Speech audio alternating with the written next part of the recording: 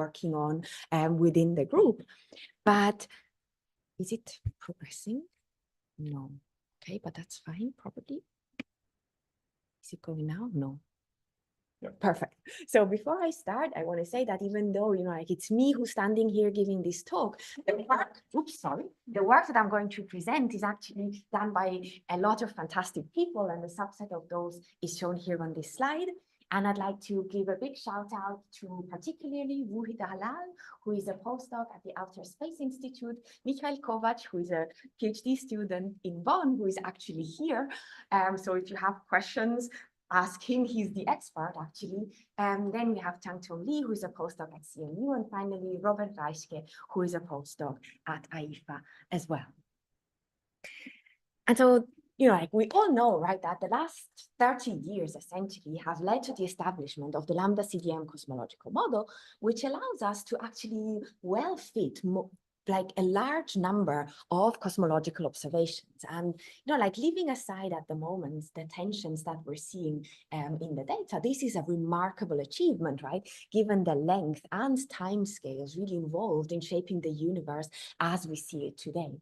And what is even more remarkable is the fact that Lambda CDM is actually remarkably simple, right? It essentially relies on 4 key pillars: general relativity as the theory of gravity, inflation as the mechanism to generate the tiny perturbations that seed all the structures that we see in the universe today, and finally, the existence of dark matter and dark energy.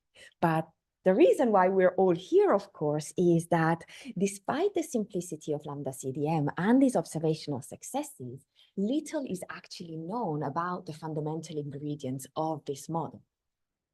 Dark matter and dark energy, right, make up approximately 95% of the universe's energy density content, but we haven't detected dark matter in the laboratory, and we're really far away from even understanding what dark energy might be. General relativity has not yet really been stress tested on cosmological scales, and inflation involves energy scales that are impossible for us to reproduce in the laboratory. And so what we really want to do with current and future data is to try to better understand and better constrain the properties of these key ingredients of our cosmological model. And in order to do that, we can basically, like move towards our cosmological laboratory, which actually is our entire universe. And we can learn about the universe by looking at the so-called cosmological probes. And different cosmological probes actually allow us to probe the universe at different moments in its history. And this is illustrated here in this plot, which essentially shows you the history of the universe, where you can see that our earliest picture of the universe is given to us by the cosmic microwave background, which shows us the universe approximately 380,000 years after the Big Bang. And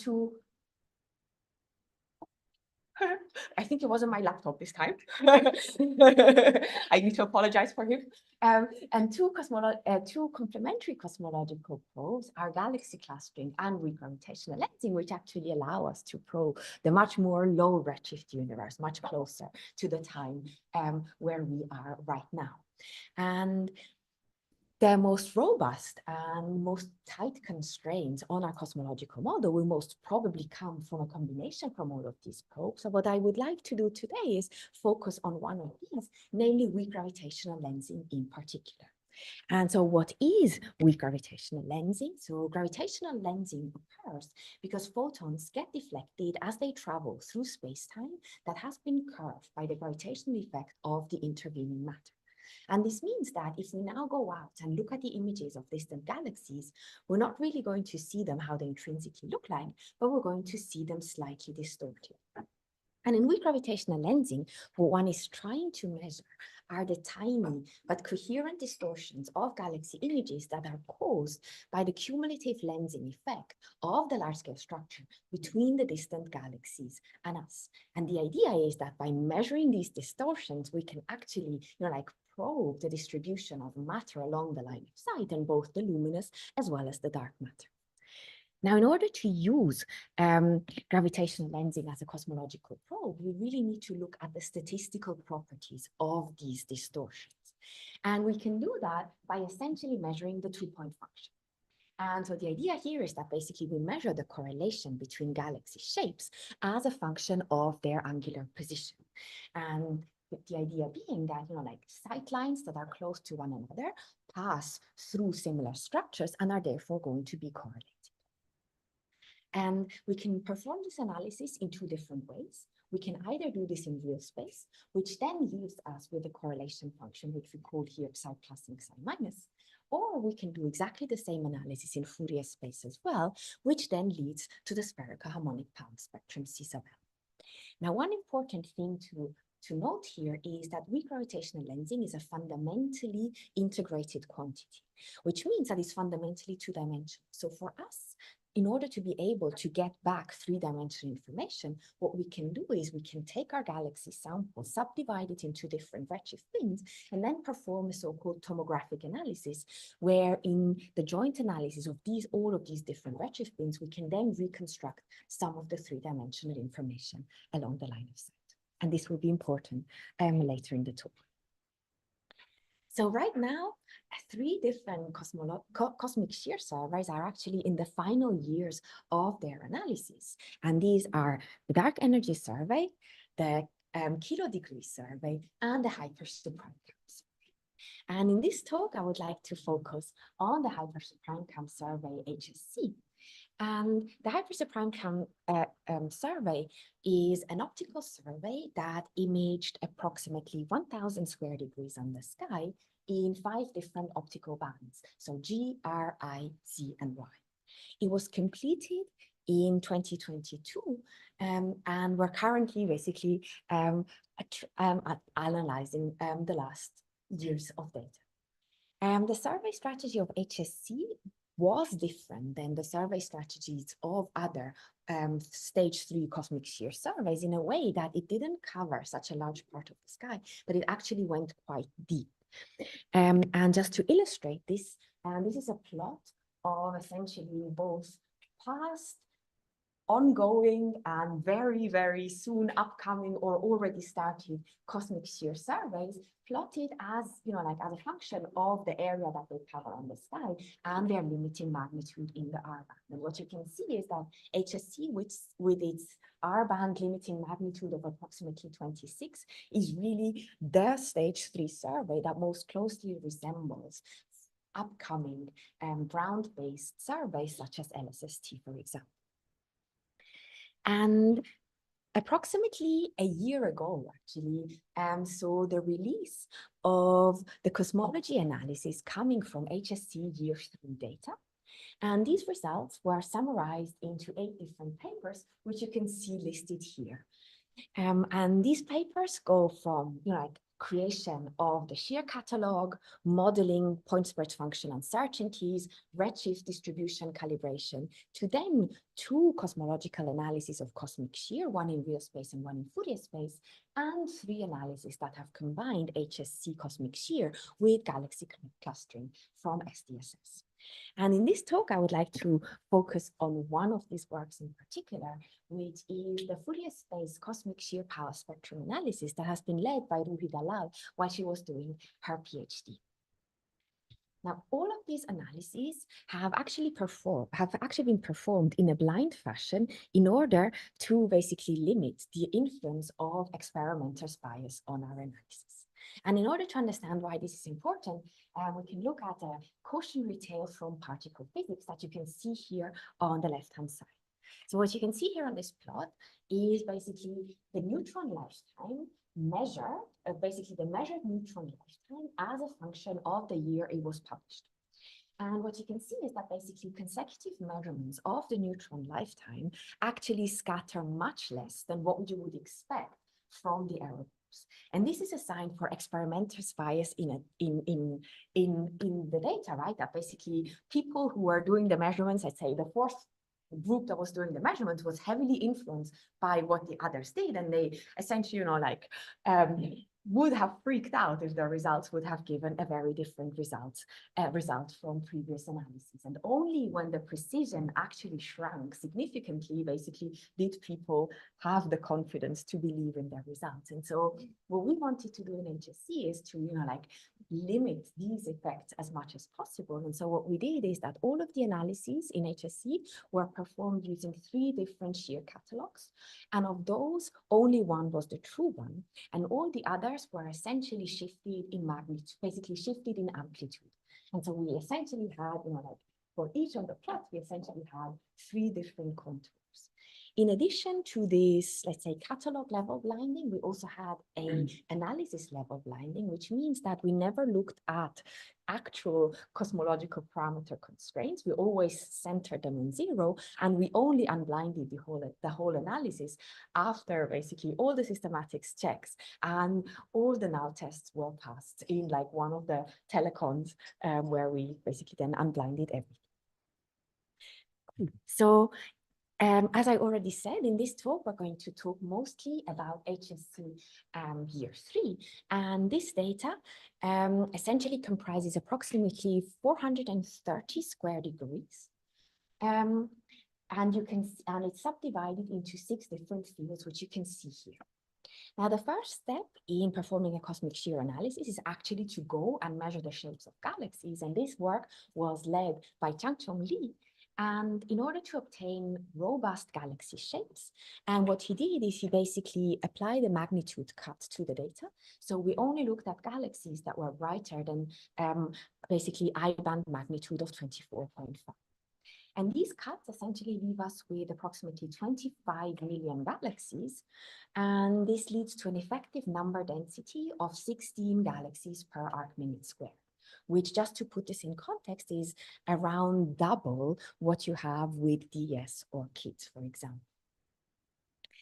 And just before I forget, stay tuned, because all of this data will become public very soon. So that's, I don't know, maybe some of you will be interested in that.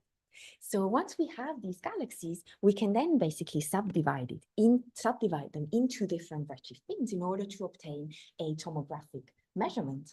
And we've subdivided the galaxies into 4 different redshift bins from redshift 0.3 to 1.5, and you can see the resulting redshift distributions here. And the redshift distributions have been calibrated using a combination of photometric measurements as well as clustering redshifts using luminous red galaxies detected from HSC. And what you can see is that these luminous galaxies essentially only go out to a redshift of approximately 1.1, which means that the highest redshift bin in our analysis is completely uncalibrated with clustering redshifts, as well as the 3rd redshift bin that has its high redshift tail not calibrated with clustering redshifts. And this is something that will become important as we move on looking at the results. And so once we have all this, we can now, go ahead and focus on the cosmological information. And so to this end, Ruhi basically measured the spherical harmonic power spectra of these data. And these are shown here on this slide. So for all of the plots that you can see, here the x-axis is the angular multiple L, so nothing else than basically inverse angular scale. So large L means small scales. And the y-axis shows us basically the amplitude of the spherical harmonic powers. Different panels on this plot show different combinations of the 4 redshift bins that we've used in our analysis. On the diagonal, you can see the autocorrelations, and all the cross correlations are shown on the off-diagonal elements. The solid orange line actually shows the best fit theoretical prediction that was obtained in a joint fit to all these data. And what is also important is that in our analysis, we've only looked at the data points that are shown in white here. Everything that appears a little bit blue were data points that we did not use in our cosmological fit. Now,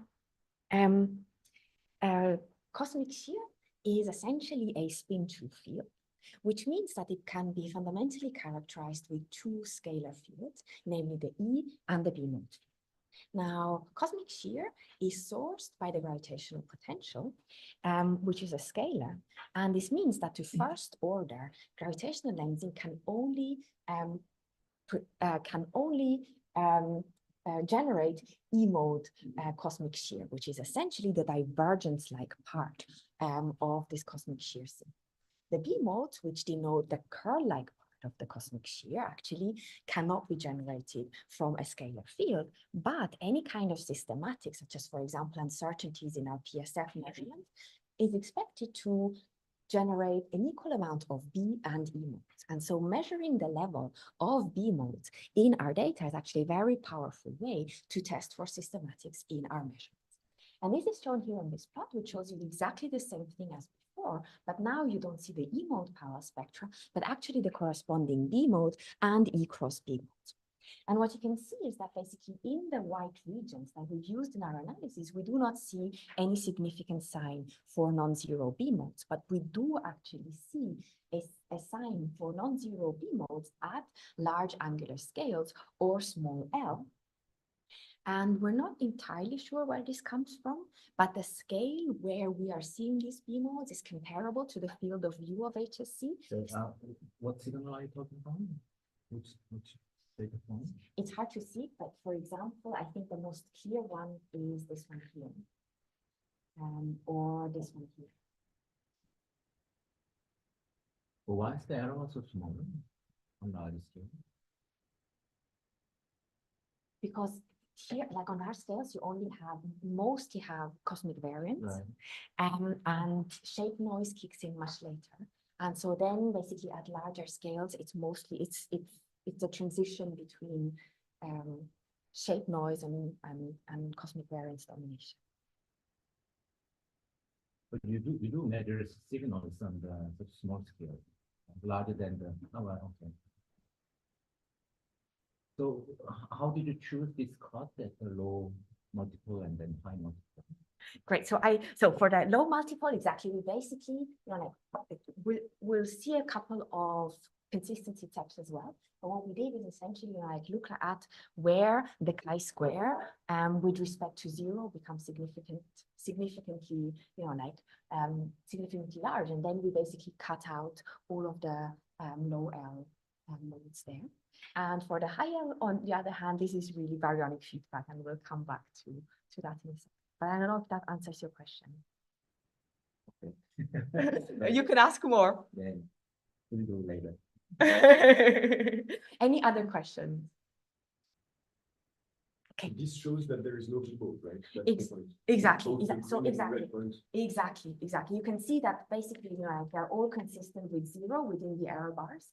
And whereas here, really, we see a significant, it's not very high significance, but we were just, being cautious and threw them away. And you'll see it in a minute when we look at the consistency checks that we've done. And the results do not change that much if we extend the L range a little bit, but it was just, to stay on the conservative. Basically, you cut the low L to be consistent with the 0 beam. Exactly. Right. Exactly. And you have, so are you coming to this now? You have an explanation for this or not? So no, not really. So I think the only thing that we know is that the scale at where they start becoming non-zero is comparable to the field of view of HSC. So it might be related to some pointing variations, of the telescope, but very exactly where it comes from, we're not sure. And it's interesting because it was in year 1 and it is in year 3, exactly the same way. And then you have enough super sample covariance, things like that. I hope so. I hope so. Like the covariance is actually measured using simulations that match the data as close as possible. So in principle, yeah. Any other questions? Okay, great. Yes, but your signal goes down, right? So it's like the way I think about it, right? We have like cosmic shear power spectrum, that's this one, and the cosmic, and this one is here, and then you essentially, yeah, exactly. Cool. Any other questions? Great. So another way that we basically used in HSC to test the robustness of our results was that from the beginning, we actually performed the exactly same analysis, both in real space and in Fourier space. And the idea here is that, like both of these analyses should actually do exactly the same thing, but they have different dependencies on systematics and respond different to different systematics, and therefore, like testing for the consistency between the two is another robustness test for our analysis. And so once we have all this, let us now actually look at the results. And these are shown here on this plot, where you can see the constraints on both cosmological and nuisance parameters obtained from HSC year 3 data from spherical harmonics and correlation function model. You see here, in particular, the matter density omega m, sigma 8 SA, which is the combination that's best constrained, the combination of omega m and sigma 8, which is best constrained by these data. And then you can also see the constraints on two parameters, which we call delta Z3 and delta Z4. And these are essentially nuisance parameters that account for basically uncertainties in photometric redshifts. And you can think about these as parameters that basically take the whole redshift distribution and shift it up or down. And so this means that, like if you detect a non-zero value for these parameters, this is an indication that there's something wrong with your redshift calibration. And what, just coming back to what we've seen before, what you can see here that especially for delta Z4, we actually detect a significantly non-zero value of this parameter. And this is also partially true for delta Z3 as well. And these are exactly the two redshift bins that have not been calibrated or only partially calibrated with clustering redshift. And so we believe that this is, like really showing that the photometric redshift inferred MFCs are biased. And we're seeing this in the joint fit. Apart from that, I think the important thing to take away here is that both of these analyses are actually quite nicely consistent with one another, which was like something that made us really happy and gave us, confidence in the results. And now coming back, I think a little bit to your question as well, Jalil. In order to test the robustness of our results and, also test how sensitive we are to the scale cuts that we've actually done in our analysis, we've done a lot of consistency checks and robustness tests to our data. And a subset of those is shown here. So here in particular, you can see the internal consistency tests that we've performed. And what you can see here is basically the value of the S8 parameter as a function of many different analysis methods. For example, we wanted to see what happens to our S8 constraint if we only look at a single HSC field, what happens if we throw out redshift pins, and also what happens if we basically play around with the scale cuts. And for example, what you can see is that, our fiducial scale cut was at L of 300, but you see that, moving that to 200 or moving our fiducial higher scale cut from 1,800 to basically 2,200 actually gives us still consistent constraints on this. Can I ask a question? Mm-hmm. There is a correlation between these redshift bin biases and S8. Quite a clear correlation. Is that worrying or is that expected? Can we go back? Let's go back. Is it this one? No? Now one here. Which one and which one? I mean, if you look at the S8 column, and you see that the value per se, quite maybe that's expected actually. It is, because so the way that you can think of it, is basically moving, let's say, the redshift bin up or down essentially changes how much structure is between you, like your source galaxies, and the observer. So this to first order basically moves your cosmic shear power spectrum up and down, which does exactly the same thing as S8, right? And the priors on these things are flat priors? Yes, exactly. So this is like completely flat priors on all of these quantities. Because what we found is that if we were to have used the priors that we got from the redshift, the N of Z inference, the results would have been significantly different from what we get with black curves. I think to answer your question a little bit, I think this is expected and obviously not like obviously worrying, but I think what is good news is this one here, right? That even like when we throw out all of these redshift bins, like by each one of them, the constraints are still basically consistent with one another on this state. But you don't put that in for the other redshift bins, because like kids, for example, they have a bias for each tomographic bin. Oh, yeah, we have them too. Okay. So it's for all of them. I just showed the ones that are significantly non-zero. Yeah, exactly. No. Any other? No, that's great. I really like it if I don't talk so much. Actually, I have a question. So why when you throw away a redshift bin, you get a tighter constraint? That's a really good question. So that's now going to be slightly technical. So the problem was that if we throw basically here, right? If you throw out the low redshift bins, you essentially lose a lot of constraining power. And so what this means is that like your S8 constraint becomes so broad that you actually can't say much.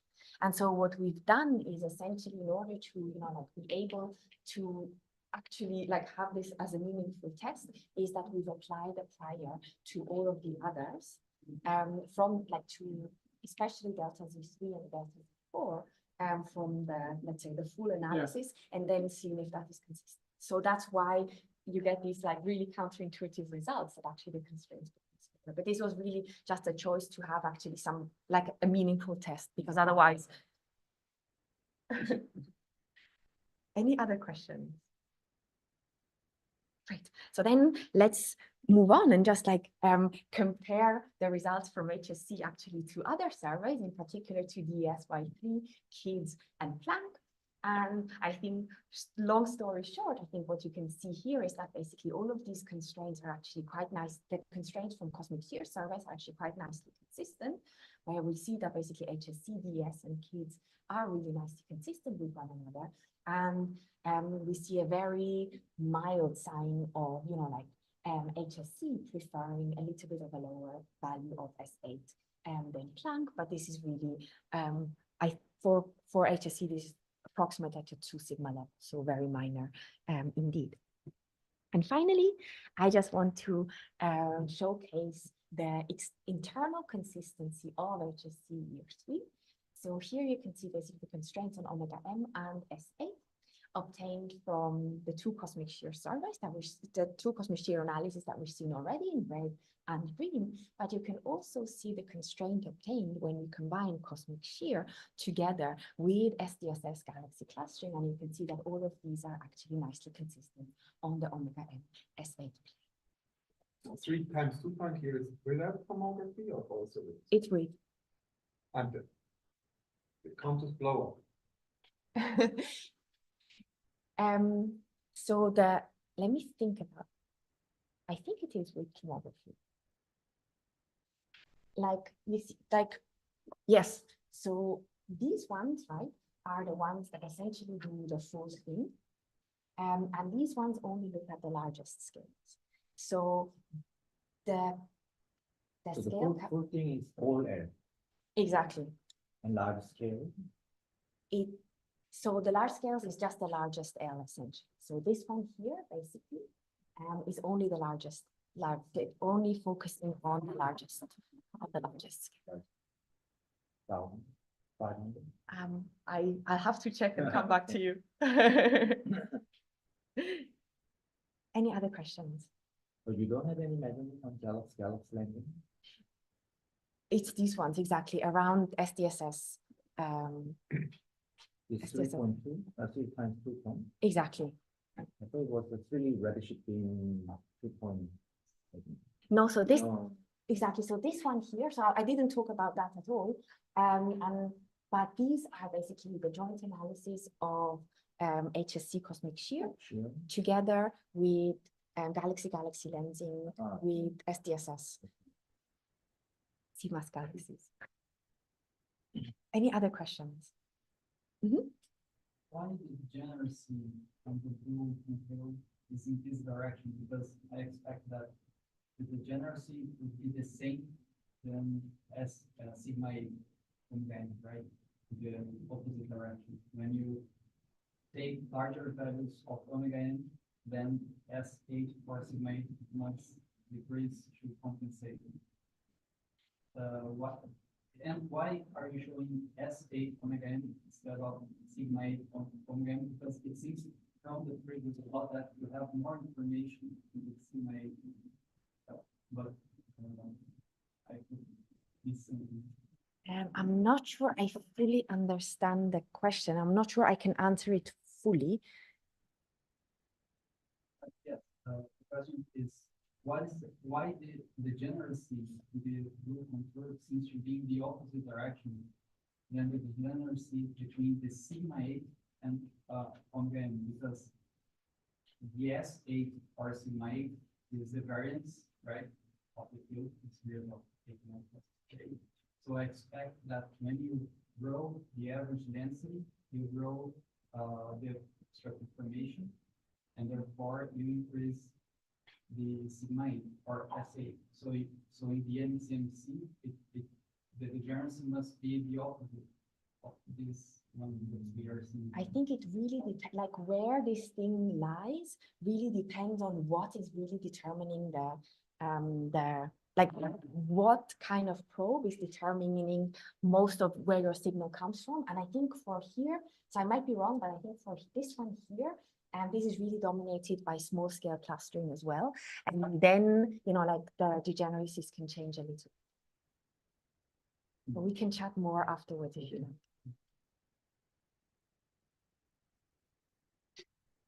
Go ahead.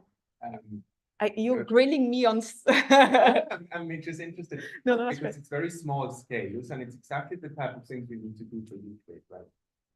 And what always I didn't really understand is in the 3 times 2 point, what do you do with the bias, the galaxy bias, which we only understand really on large scales. So you have a top there and So for this analysis here, so let's for the large scale analysis, I think this was really only linear galaxy bias mostly. And the other one was basically using an emulator for the dark matter, for basically the power spectrum of SDSS galaxies. So this is like beyond linear bias, but using an emulator essentially, which was trained on MOX. Do you have any signals on this? Nothing, galaxy outflank. Signal is quite high. I can. No, I don't. I just really. I think I want to move on because otherwise. Okay, so what I really wanted to talk about is the fact that, you know, like coming back to these power spectra, we essentially, you know, like what we've had to do is basically we had to throw away all of the large L modes, right? And this is due to our uncertainties on how to actually model these scales, This is unfortunate because essentially, like, especially for upcoming surveys, you really need to be able to get to this small scale cosmic shear signal as, you know, like for upcoming surveys, most of the signal to noise will actually come from these small scales. And a lot of cosmological information is contained in these. Now, the problem is, of course, that at small scales, the matter power spectrum is significantly affected by baryonic effects. Such as, for example, feedback due to AGN or supernova.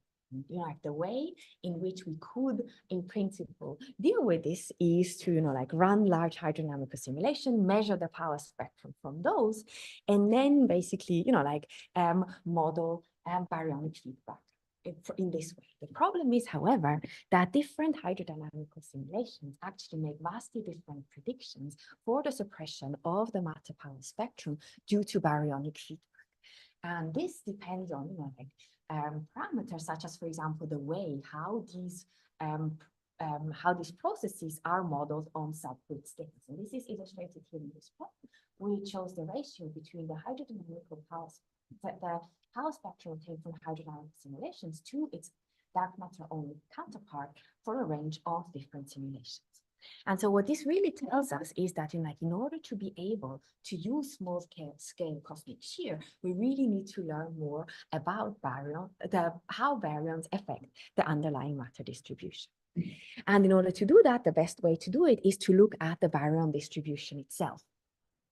And this is illustrated here in this plot, which essentially shows the electron density distribution obtained in two hydrodynamical simulations where we have illustrious TNG and SIMBA. Both of these are taken from the AMO suite of hydrodynamical simulations, which is a large suite of very small volume hydrodynamical simulations that have been run for a vast number of feedback and cosmological models. And what you can see here is that basically for these two simulations that have been run with exactly this identical initial conditions, actually, we find very different electron density distributions.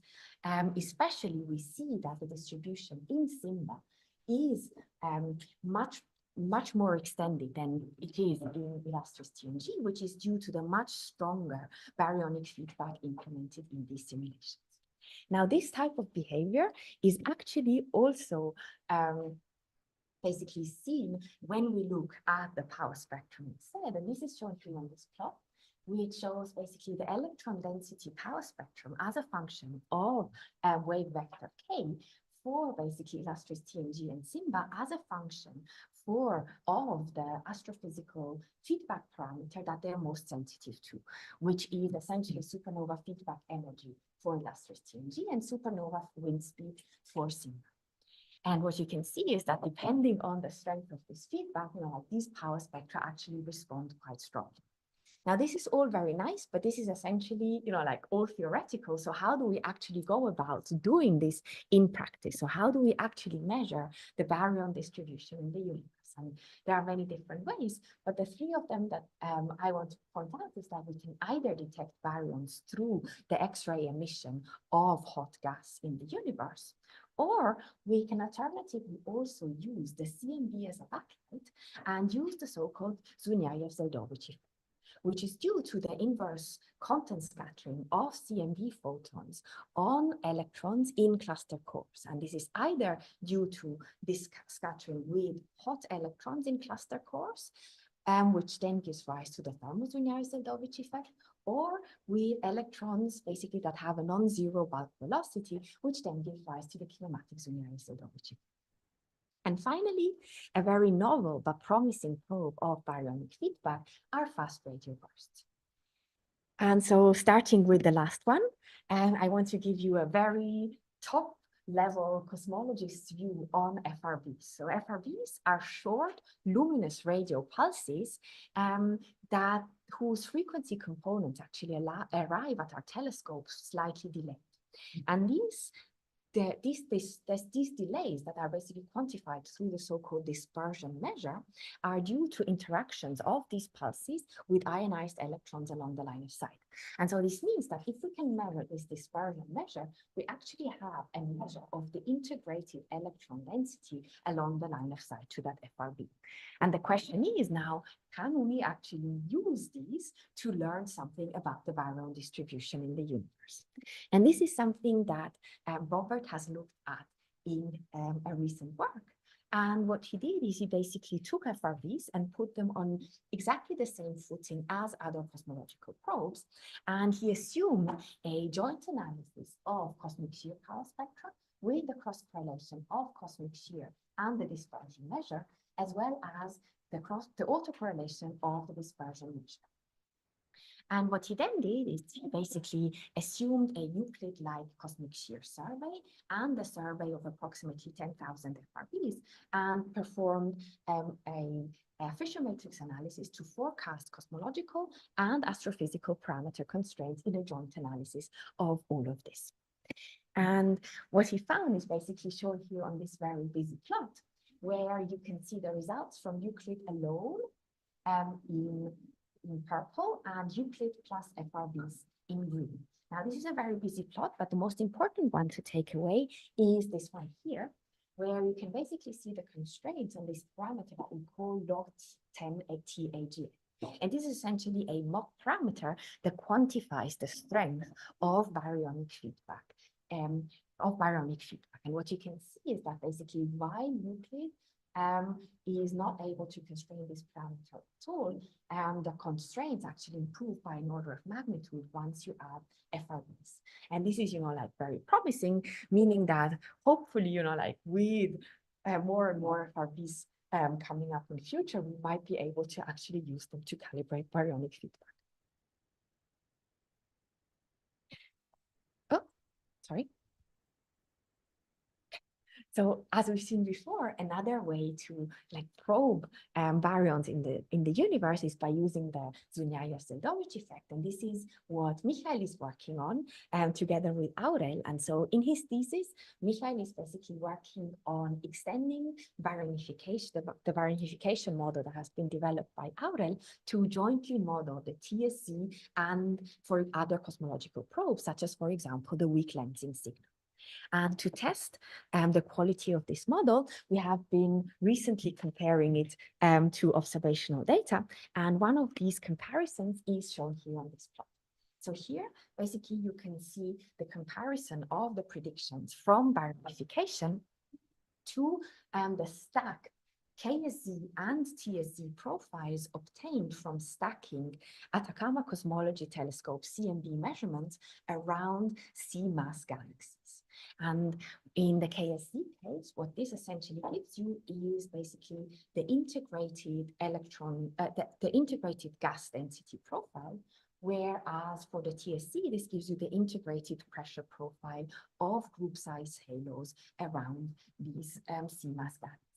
And without actually fitting this line properly, you can see that the predictions from baryonification actually quite nicely line up with the observational data, which is very promising for then being able to use these methods to constrain baryonic feedback at some point.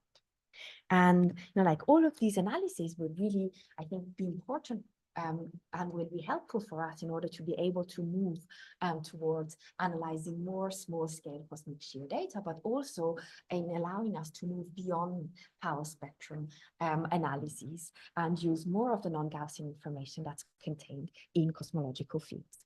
And this will be particularly important for, like this imminent upcoming surveys such as Euclid, LSST, Roman, and SO. And within our group, we're mainly focused on two of these surveys. So the first one is the LSST survey, which is a 10-year optical survey that is going to image approximately all of the southern sky. It will be extremely deep and will essentially image billions of galaxies. And the main observables are weak gravitational lensing and clustering. System first light with ComCam is this year, with LSST cam probably next year. And the first cosmological data is actually expected towards the end of 2026. And it's, let's say, trend in the microwave is the Simons Observatory, which is a CMB survey that's going to cover 40% of the sky, approximately fully overlapping with LSST. And the science goals that go essentially from inflation to primary CMB to CMB lensing and galaxy clusters. It will observe in 6 frequencies, and it will consist of like 1 large aperture telescope and 6 small aperture telescopes. And first data is hopefully going to arrive this year. And so, all of these surveys together, in order to be able to really optimally benefit from all of these surveys together, it's really important for us to, move towards more, including more small-scale information in our data, as well as, moving beyond power spectrum method as the ones that we've seen today. And this already brings me to the end of my talk. So today we've talked about that, future surveys will deliver high precision data, which really means that a lot of information will be contained in the scales that we've so far been neglecting. And so this also means that, of course, they're going to be limited by systematic rather than statistical uncertainties. And I've shown you, one example for weak lensing is, for example, baryonic effects. And like we've seen that how we could use external data to basically combine this external data with cosmic shear to then actually put constraints on dynamic feedback and obtain robust constraints on cosmology. And the future, I think, is very bright and lies probably in like forward modeling and simulation-based techniques. That's it from me. Thank you very much for listening.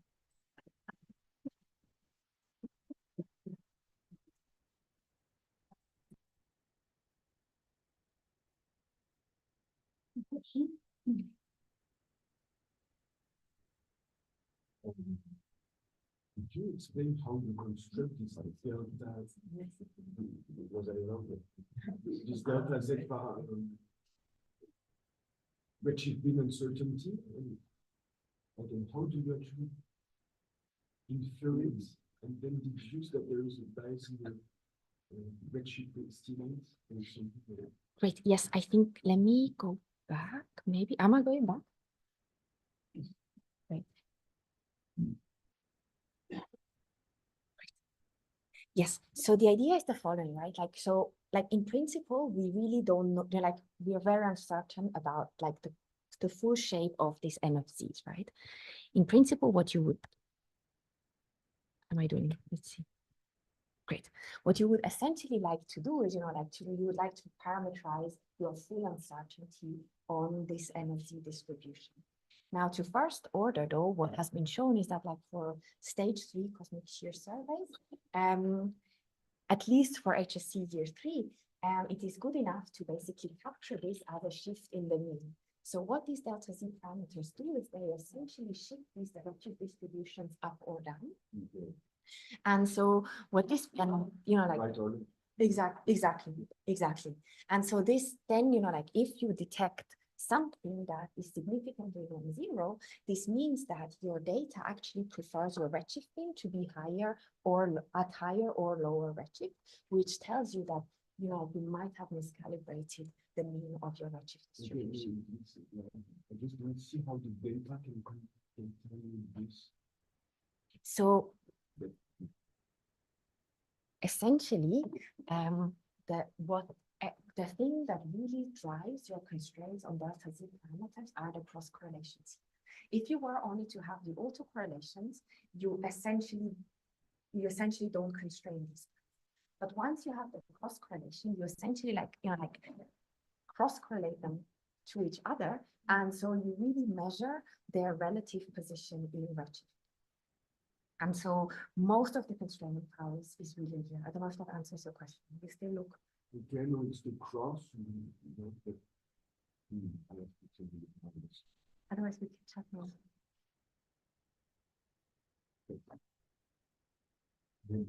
Hey. Thank you for the very nice talk. So I'm super unfamiliar with FRBs.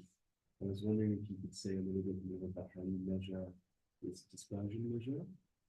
And also in terms of using this for cosmology, do you see this more as something that would be like a prior on variable feedback one?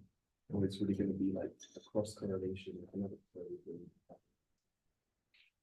So I think I'll partly answer the second part of your question, I think. So for the first part, essentially, I don't have the plot here, unfortunately. But what happens with these FRBs is like it's this radio pulse that has this kind of like characteristic shape and frequency, right? And it basically like different parts of the frequency spectrum actually arrive at different times on your detector. And so what you can then do is basically you can measure the time delay between these, and that you can measure really well. And this is basically can then be converted into this dispersion measure. So the amount of delay you have is essentially proportional to how many electrons your FRB has encountered along the line of sight. Well, what happens?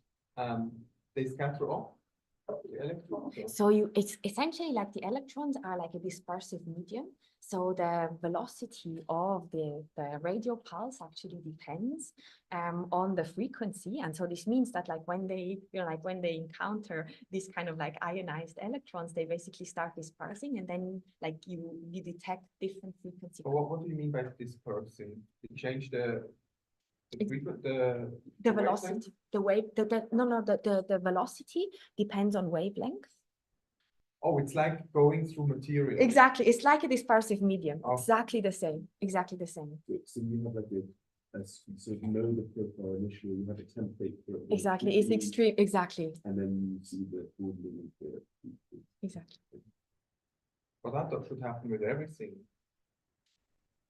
So you're saying this is only visible in FRBs because they're so well defined. Exactly. There's like, they're really, like they're like in this radio band. Exactly. And for your second question, so I think, so the hope would be, of course, to use them as, like any other cosmological probe, essentially, and compute power spectra. I think the big problem there is like, how do we deal with discrete tracers? Because they're still, like, even if you have 10,000, they're still very discrete. But I think the hope would be. Just because it looked like from the plot that it really just constrained this one parameter. I don't know how much, does that help for the other parameters? I think that's really a feature of the analysis here, because that was, like, it's not clear what happens if you use a more complicated. For how many FRDs did you assume? So this one is 10,000 FRDs.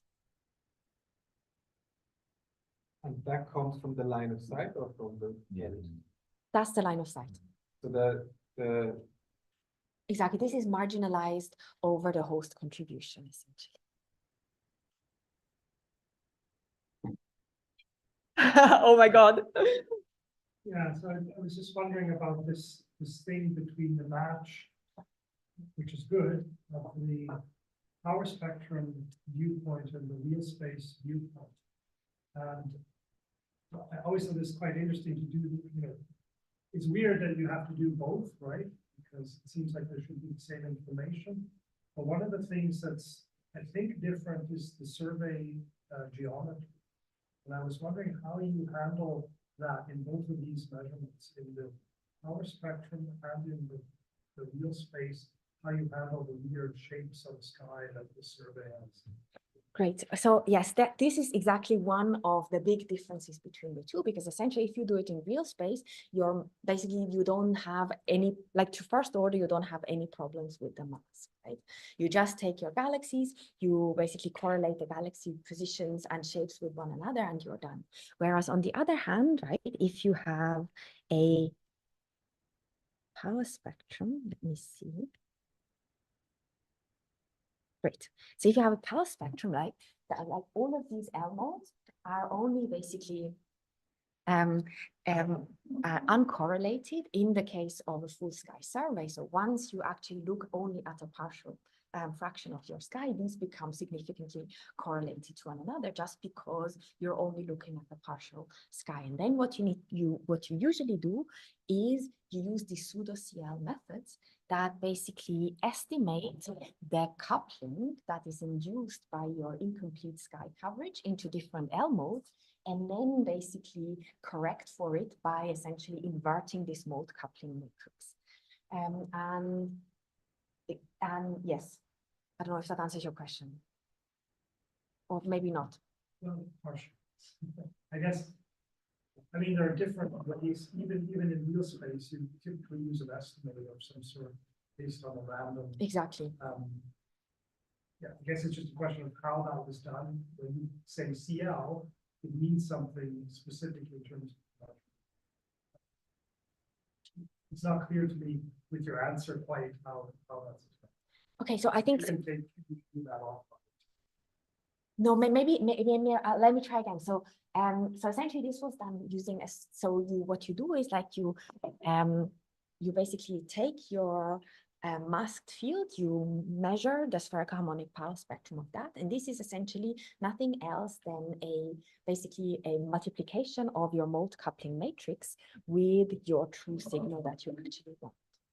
And the mode coupling matrix you can in principle theoretically calculate from the power spectrum of your mask, and then you can approximately correct for that by inverting this matrix. So that's how we do it in Fourier space. In real space, exactly, it's basically you take it into account through the randoms, but that is should be much easier and much less error prone than it is for the CLC. Any other questions? I just had like the nucleates with or without FRBs. Can you just go back to Yes, of course. I just need to. Because when I saw on 8, really bad. If I look at the posterior on 8, table, what's happening here? So this is cosmic shear only. Oh, So. that's good. Any last minute question? No, we can think about it.